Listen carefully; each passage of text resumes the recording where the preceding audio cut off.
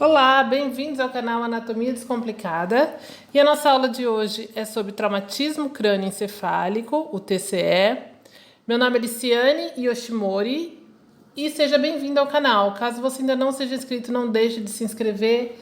Deixe aquele like se você já gostou do título desse vídeo e compartilhe, que compartilhando mais pessoas têm acesso ao meu canal e acesso aos meus vídeos também. Bora lá então. Vamos falar um pouquinho sobre a definição e causas do TCE.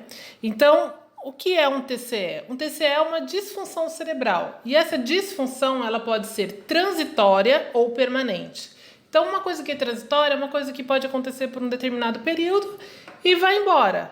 Ou ela pode ser algo permanente, algo que aconteceu, ficou e fica pro resto da vida da pessoa, tá? Então, o que é um TCE? O que é um traumatismo crânioencefálico? É um impacto do crânio com um agente externo, né? Então a gente tem um impacto, e esse impacto pode ser um impacto muito forte, talvez um impacto mais leve, não sei se vocês sabem, mas hoje em dia qualquer batidinha de cabeça é considerada um TCE. Não necessariamente precisa ocorrer um desmaio, uma fratura de crânio, uma lesão propriamente dita para que seja considerado um TCE. Qualquer batidinha de cabeça é um TCE hoje em dia, ok? Então existem algumas causas, né, muitas causas na verdade, a qual pode se levar a esse TCE. Então aqui eu listei algumas, certo? São as mais comuns, que no caso, acidente de trânsito está disparado, com 60% e 70% dos casos de TCE. As quedas também, 20% dos casos, né? E dependendo da queda ainda, a pessoa pode vir a óbito. Agressões, violências, pancadas mesmo na cabeça, né? Esse tipo de agressão também é causado um TCE, é um TCE.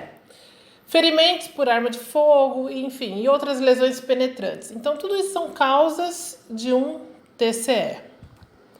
Quanto à classificação, a gente pode classificar esse TCE de várias formas. Quanto à causa dele, quanto ao mecanismo, morfologia, efeitos funcionais ou estruturais, quanto à gravidade, que a gente vai ver daqui a pouco, tá? Então, quanto à causa, pode ser uma queda, um acidente automobilístico, uma agressão, tudo aquilo que a gente falou agora no slide anterior. Quanto ao mecanismo, se foi um mecanismo penetrante ou não penetrante. Então foi, sei lá, uma faca que entrou na cabeça, foi um ferro, um projétil, enfim, penetrou o cérebro, penetrou o crânio, então é considerado um mecanismo penetrante. Não penetrou, foi só uma batidinha, uma pancada, não penetrante, tá? Quanto à morfologia, houve fratura ou foi apenas lesões intracranianas dentro ali do cérebro, né? Então, dependendo da batida, eu tenho fratura dos ossos do crânio, certo? E dependendo da fratura, da batida, da pancada, às vezes eu tenho somente uma lesão intracraniana. Então, externamente eu não vou ver nada, mas lá dentro eu tive problemas sérios, beleza? Esses efeitos funcionais e estruturais são efeitos que podem ocorrer focal, local, né?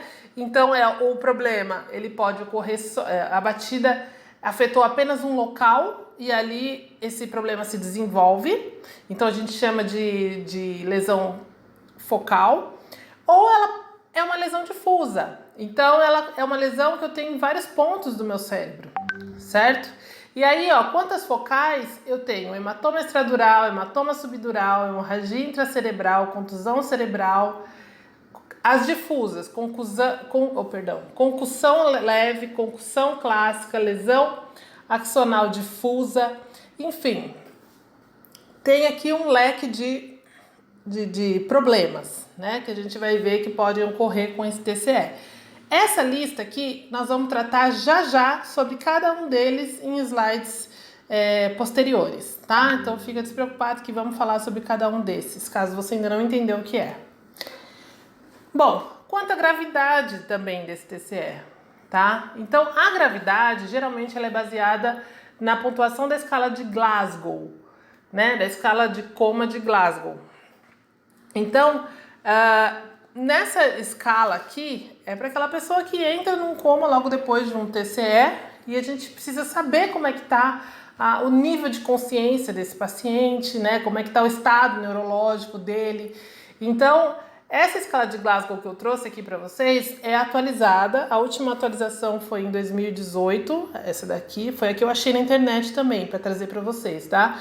A última que eu achei foi de 2018. Não sei se tem depois dessa, mas essa daqui é bem atual. Inclusive, antigamente não tinha essa resposta pupilar aqui, certo? Essa reatividade pupilar. Era apenas essas 3 aqui que eram levadas em consideração. Então, essa aqui atualmente já existe, entrou mais uma. E antes era considerado também de 3 a 15 a pontuação, hoje já é de 1 a 15. Então, não vou entrar tão a fundo na escala de Glasgow, só vou mesmo explicar como é que ela funciona, para vocês entenderem que também quando a pessoa tem um TCE, tem um traumatismo e ela entra em coma, como que faz para saber o nível de consciência desse paciente, como é que está toda a parte neurológica dele. Então aqui, ó, se depois que eu pontuar aqui, deixa eu explicar como é que é essa pontuação. Então, abertura ocular. Se essa abertura ocular está ocorrendo espontaneamente, ou só a voz, ou só com um estímulo de dor, ou ele não tem nenhuma abertura ocular. Então, existe um score aqui, ó, uma pontuação que eu vou dando de acordo com a reação que meu paciente vai me dando, tá? Então, quanto à resposta verbal, orientada, confusa, palavras inapropriadas, palavras incompreensivas. E em cima disso, gente, eu tenho scores para cada atitude que esse meu paciente começar a ter. Então eu vou somando, vou vendo e no final eu vejo qual é a pontuação total que esse meu paciente me mostrou. E aí, em cima disso, eu vou ver se é um TCE leve, moderado ou grave, certo? Então, a gente considera um TCE leve quando essa pontuação geral aqui estiver entre 13 e 15. Se for moderado, vai estar entre 9 e 12 e grave vai estar abaixo de 9. Belezinha? Então, são variáveis aqui para você ter uma noção de como é que está esse nível de consciência do paciente. Tipos de TCE. Acabei de falar dele, né? Então, baseado nessa escala de Glasgow, né? Esse TCE ele vai ser classificado de vários tipos, depende da gravidade da pancada, do grau de lesão, né? Ali, a escala de Glasgow é para quem está em coma, tá? Aqui a gente consegue também ter uma noção do TCE numa pessoa que não esteja em coma, certo?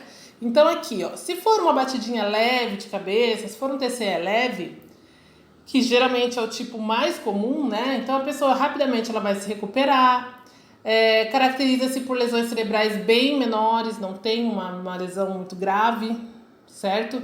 Nesses casos, a pessoa geralmente ela vai passar algumas horas ali em observação na ala de emergência e ela pode seguir em tratamento em casa, mantendo sempre em observação. Então sempre observar para ver se não vai ter, porque às vezes, gente, foi uma batidinha leve, mas na hora não vai mostrar nada, não vai mostrar nenhum sintoma, né? E mais pra frente, dali algumas horas, que ele começa a mostrar. Então tem que se observar, tá? Quanto ao moderado. Moderado consiste na lesão que atinge uma área maior do cérebro, então ele tem uma área um pouco mais atingida, certo? E a pessoa tem maior risco de complicação. Então, nesse caso, o tratamento precisa ser feito no hospital e a pessoa deve ficar internada. Ela tem que ficar internada lá se esse TCE for moderado. No caso mais grave, a gente vai ter lesões cerebrais muito mais extensas, né? Seguida de outros problemas que geralmente tem grandes sangramentos na cabeça. Sendo que nessas situações, gente, quando tem sangramento, a pessoa precisa ficar internada e, no caso, em uma UTI. Tá? Então, num TCE grave, é na UTI que ele vai ter que ficar ali internado, beleza? Então, além disso, gente, deixa eu falar um negócio que eu falei anteriormente, mas aqui também pode ocorrer, né? Então, se a pessoa tá na UTI ali, Eu consigo também ver a escala de Glasgow não só em quem está em coma, aqui também, né? Porque às vezes você vai dar comandos para ele e ele vai te responder e você consegue ter uma noção de como que tá essa parte neurológica dele, certo?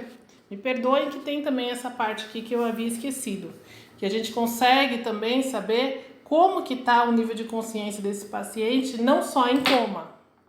Eu tô aqui me retratando, tá? Perdão. Além disso, as lesões causadas pelo traumatismo craniano podem ser focais ou difusas, como eu já falei para vocês. Beleza? Então, a gente vai falar sobre cada uma delas agora. Lembrando que focal é aquela que atinge uma pequena área no cérebro e ela é local, ela fica ali. E a difusa, ela atinge uma área um pouco maior do cérebro e ela está em vários pontos ali na região cerebral.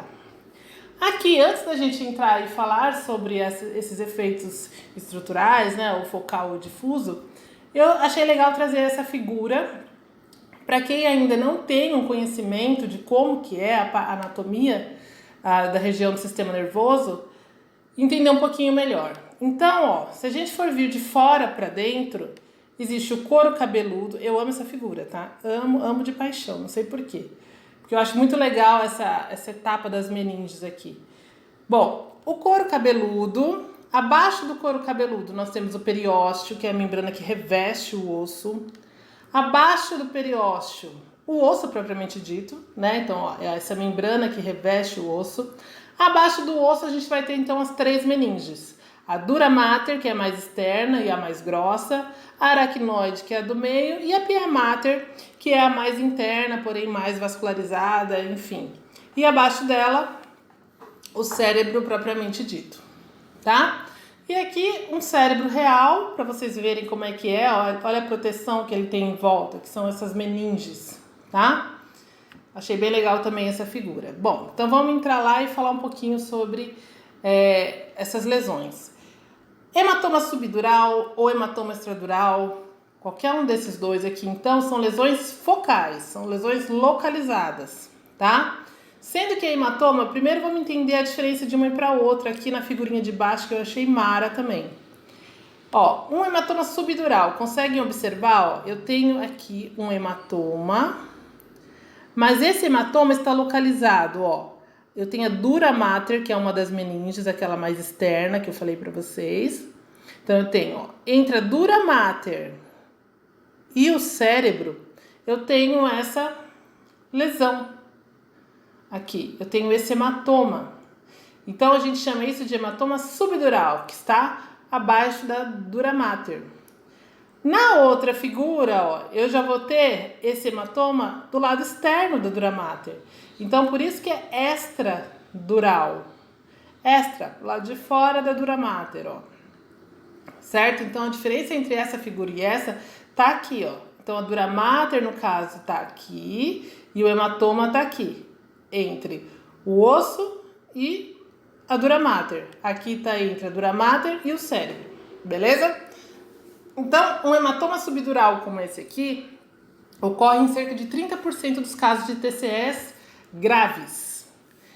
E aí tá aqui, ó, que eu acabei de falar. Localiza-se entre a dura mater e o cérebro, ocorrendo rompimento das veias da superfície cerebral com sangramento, podendo levar a um aumento da pressão intracraniana e morte. Então, gente, é algo grave esse tipo de hematoma, tá? Pode levar até a morte da pessoa.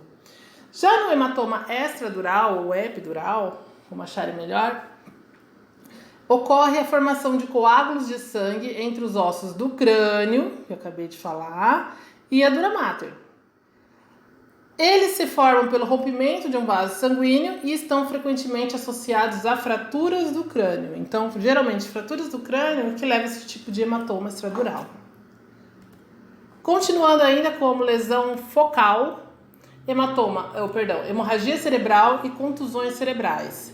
Hemorragia cerebral é fácil saber. Eu sei que teve ali um extravasamento de sangue, só que aqui no caso foi dentro do meu cérebro. Então eu tive um rompimento do meu vaso sanguíneo, certo? Ele se rompeu e lá na região do meu cérebro mesmo, eu tive uma hemorragia, eu tive um extravasamento de sangue, certo? Dentro do cérebro.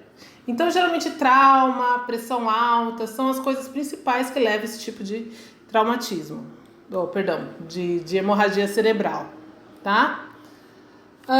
Contusões cerebrais também é uma lesão focal. É quando depois do trauma ocorrem hemorragias na substância cerebral, independente do paciente ter ou não alterações de consciência. Então, na contusão cerebral, não necessariamente o paciente precisa perder a consciência. Ele pode estar consciente, certo? Então, contusão geralmente é uma pancada que ocorreu ali, né? E levou uma contusão, um problema ali, tá?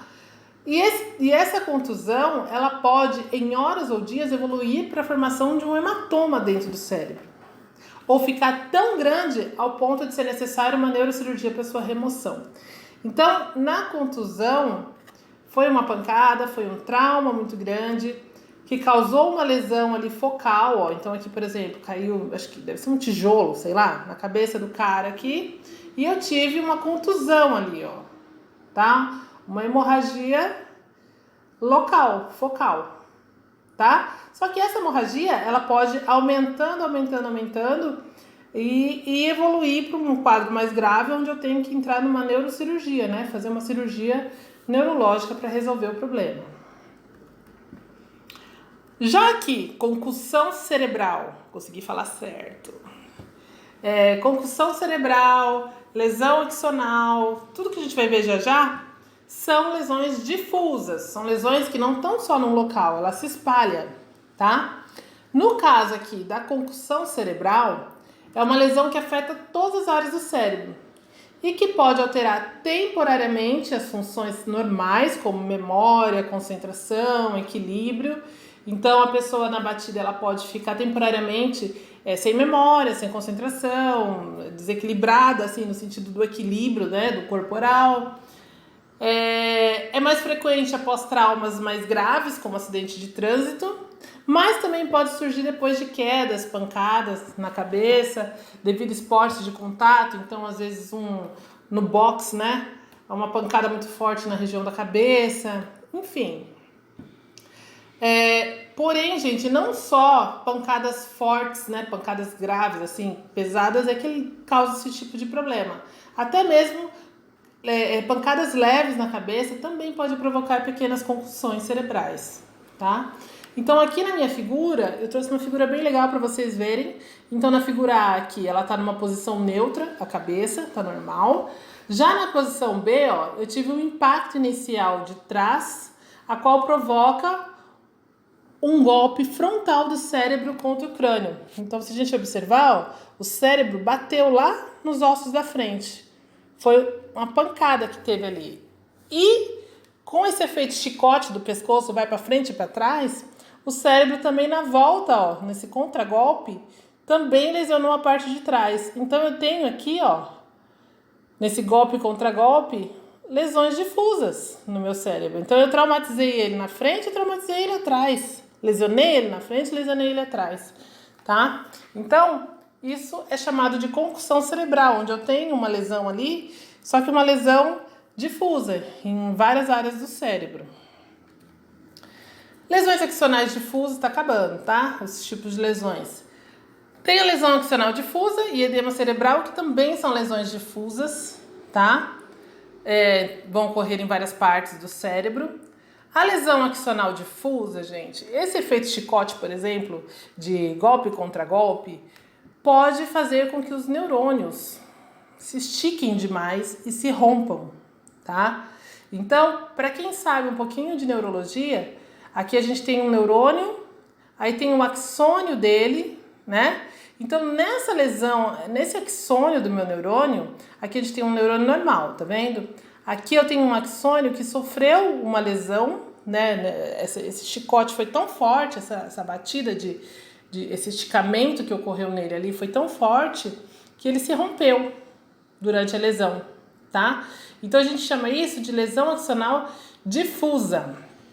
Então eu paro de conduzir impulso nervoso, porque o axônio leva o impulso daqui do corpo celular até até a terminação nervosa, certo?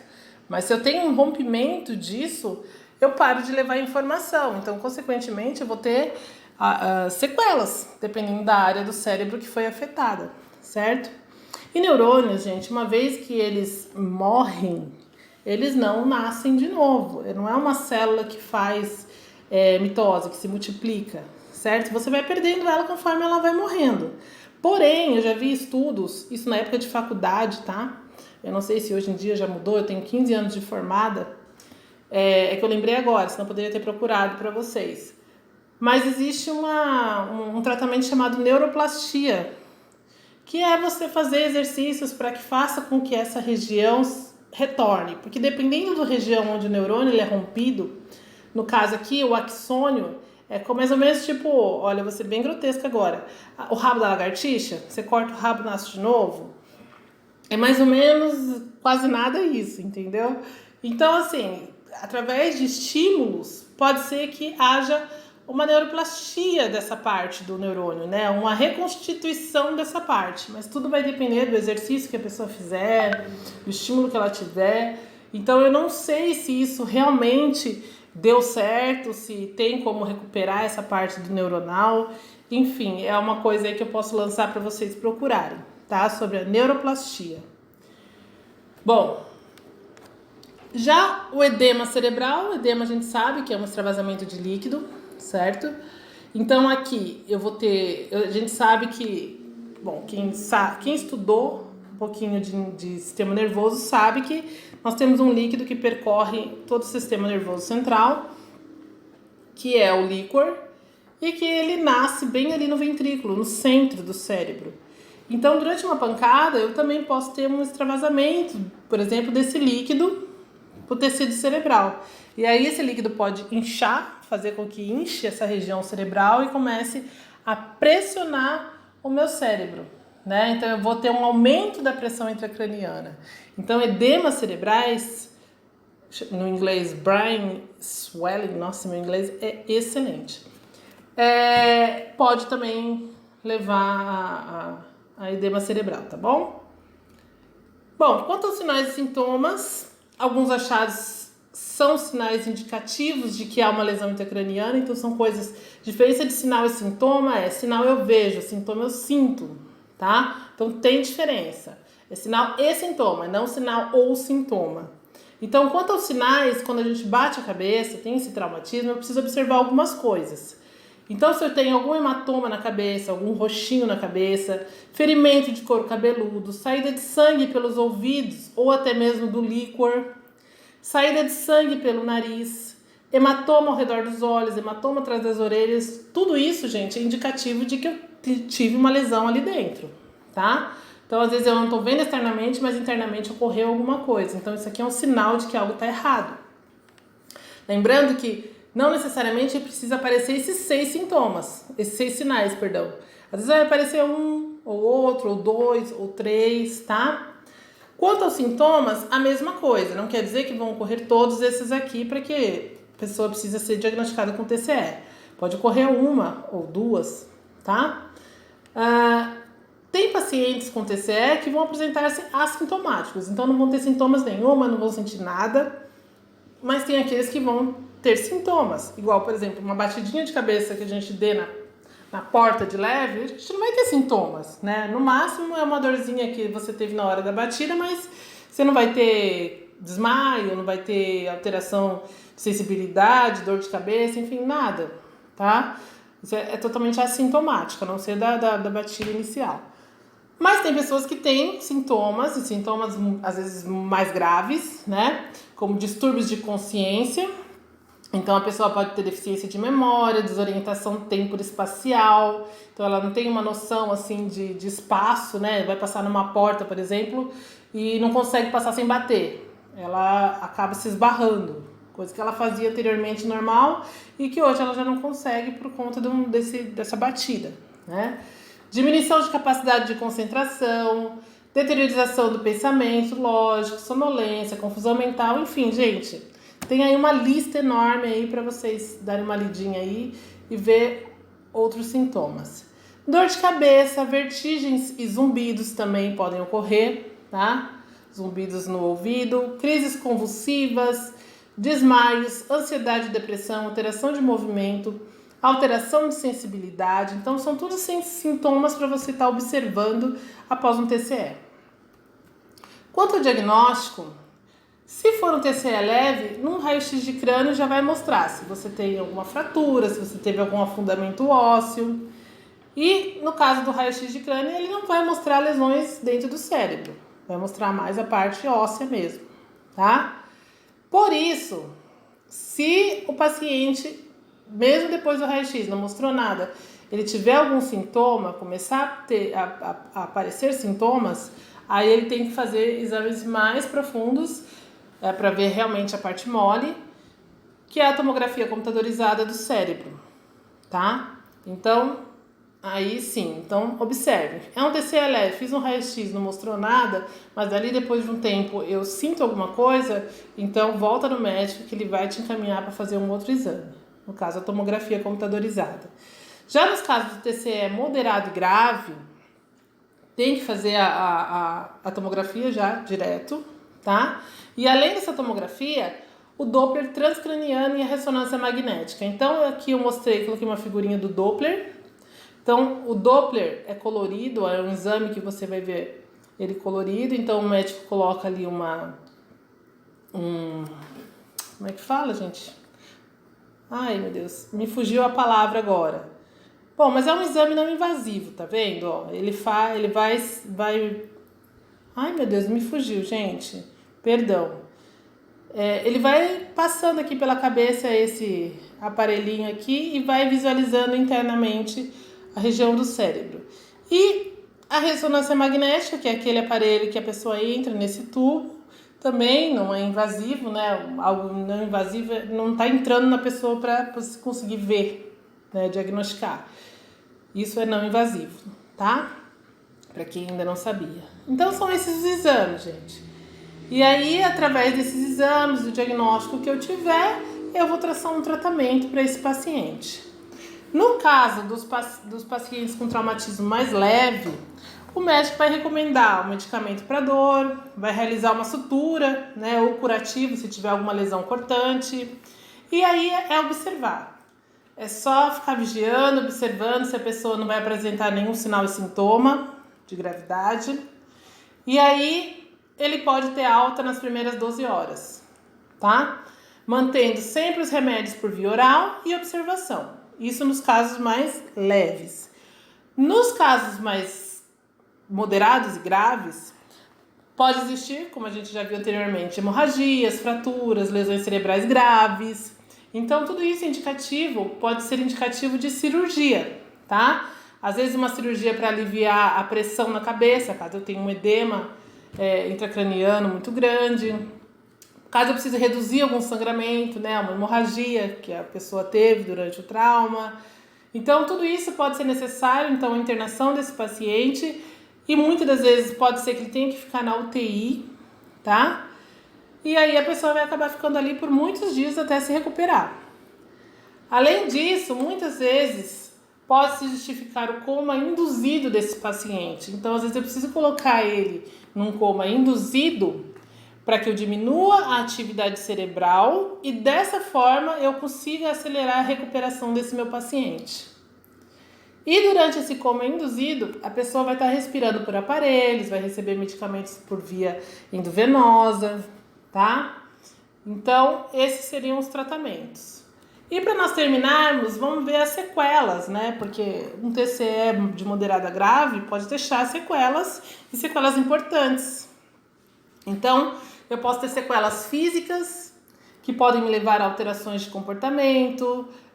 Tudo isso pode surgir logo depois do trauma ou aparecer, gente, um tempo depois. Por isso que a gente tem que ficar sempre observando, tá? Às vezes um sintoma que eu tô sentindo daqui a 3 dias foi referente àquele tombinho bobo que eu tomei ali atrás, há 3 dias antes. E que eu não ligo uma coisa na outra, eu acho que já é um outro problema. Então tem que ficar atento, porque às vezes sintomas aparecem dias depois, um tempo depois. E aí, o que pode ser dessas sequelas físicas que pode aparecer? Perda de movimento de alguma parte do corpo, alteração de visão, controle de respiração, problema intestinal ou urinário. Então, a pessoa que sofreu que sofreu esse traumatismo também pode ter dificuldade para falar, engolir, perda de memória, apatia, agressividade, irritabilidade, alterações no ciclo do sono. Então, olha quanta coisa que pode ficar como sequela de um traumatismo, tá? Tudo vai depender, gente, da área do cérebro que foi afetada, tá?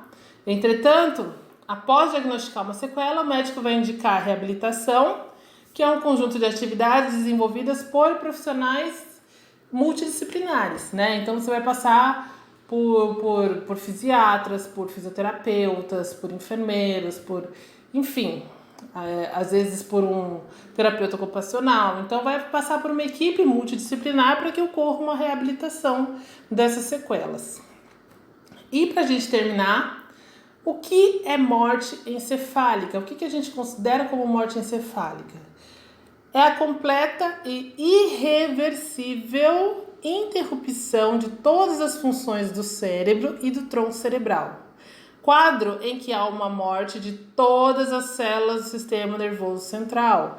Então, quando a pessoa fala assim, olha, o paciente teve uma morte encefálica, significa que os neurônios dela não estão funcionando mais. O sistema nervoso central dela está interrompeu, não tem mais função naquela região, tá? Morreu. Todos os neurônios daquela região morreram. Então, mas a pessoa está ali ainda respirando. Está respirando porque está respirando por aparelhos.